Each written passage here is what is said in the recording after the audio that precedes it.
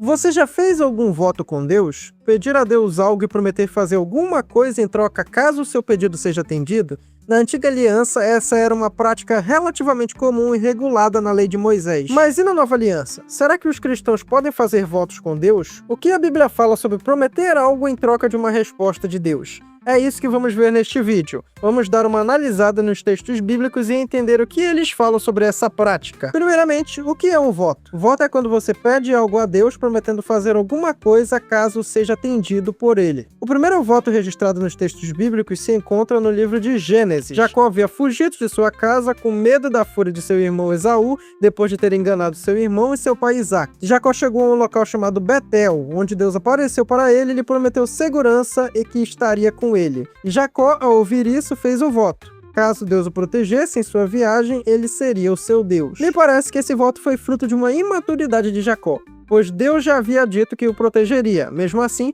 Jacó fez um voto pedindo aquilo que Deus já havia prometido fazer. O segundo voto, registrado no texto bíblico, me parece também fruto de uma imaturidade espiritual, desta vez do povo de Israel. O povo de Israel, quando estava no deserto, fez um voto com Deus para lutar em uma guerra, e caso Deus lhe desse a vitória, destruiria completamente seus inimigos. Porém, Deus já havia ordenado que Israel destruísse seus inimigos por completo quando estava no deserto, ou seja, Israel prometeu fazer algo que Deus já havia ordenado que fizessem. O terceiro voto, registrado no texto bíblico, também foi fruto de uma imaturidade espiritual e é claro no texto. Eu estou falando de Jefté, que havia tido a garantia de que venceria a guerra e mesmo assim resolveu fazer um voto pedindo aquilo que Deus já havia dito que faria. O resultado foi catastrófico para Jefté, que perdeu sua única filha. Já o quarto voto é o primeiro que realmente foi fruto de maturidade e não de imaturidade. O voto de Ana, que pediu um filho e nasceu Samuel, que se tornou um dos maiores juízes e profetas da história do povo de Israel. Então, como nós vemos, os três primeiros votos registrados nos textos bíblicos foram frutos de imaturidade espiritual.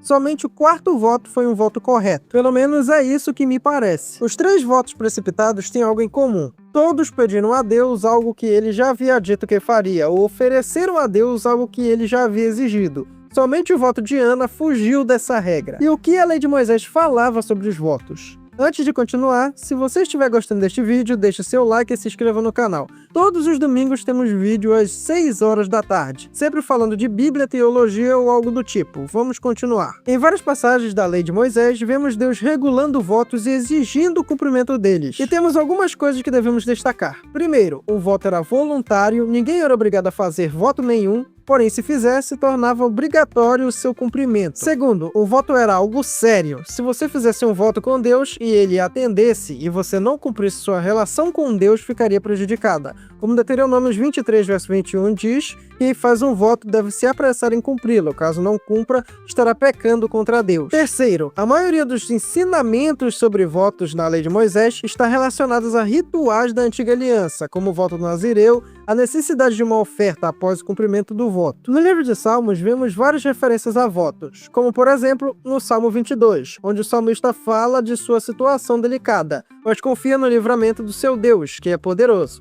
e por isso cumpre seus votos ao Senhor. No Salmo 56, o salmista cumpre seus votos por causa da gratidão por ter sido livrado do perigo.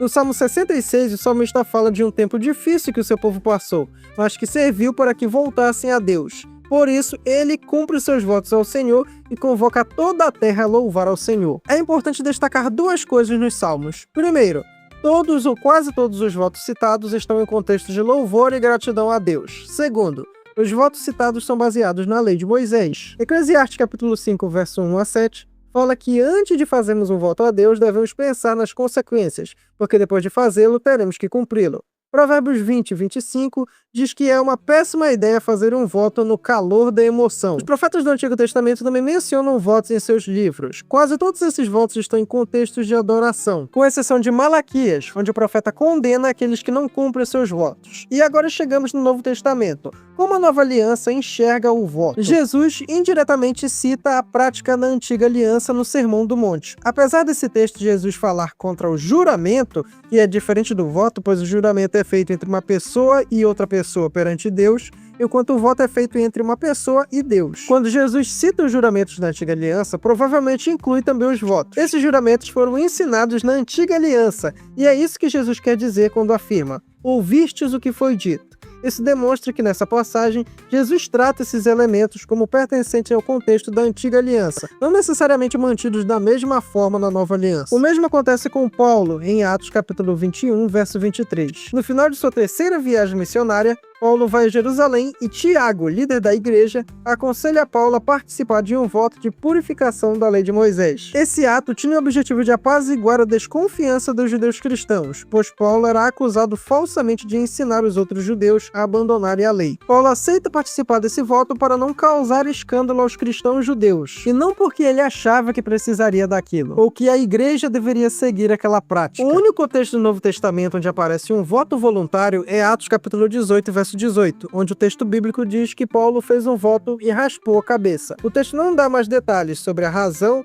ou a intenção desse voto, mas indica que Paulo fez, pelo menos, um voto voluntário. Qual é a minha conclusão sobre a prática dos votos? No Novo Testamento não temos um apoio forte para defender a continuidade dos votos, mas também não temos uma proibição clara. Porém, é evidente que há um desvanecimento dessa prática. Ou seja, na Nova Aliança, fazer votos não é tão enfatizado quanto era na Antiga. Apenas 2 vezes vemos alguém no Novo Testamento fazendo voto, e uma delas está diretamente ligada ao ritual da Antiga Aliança, assim como a maioria das referências do Antigo Testamento também está. Isso não significa que seja proibido fazer votos a Deus ou que seja pecado, mas caso alguém decida fazer um voto, deve lembrar que o Antigo Testamento alerta sobre a seriedade disso e sobre o perigo de fazê-lo no calor da emoção. Por isso, se você fizer um voto a Deus, siga os princípios das Escrituras. Porém, o mais recomendado é simplesmente confiar na providência de Deus, pois Ele é soberano para agir em nossas vidas sem a necessidade de um voto. E eu lhe convido a deixar nos comentários a sua opinião sobre o assunto. Nós devemos fazer votos a Deus ou não? E se você quiser sugerir um tema ou tem alguma dúvida teológica, deixe nos comentários que futuramente farei um vídeo tentando responder a sua dúvida.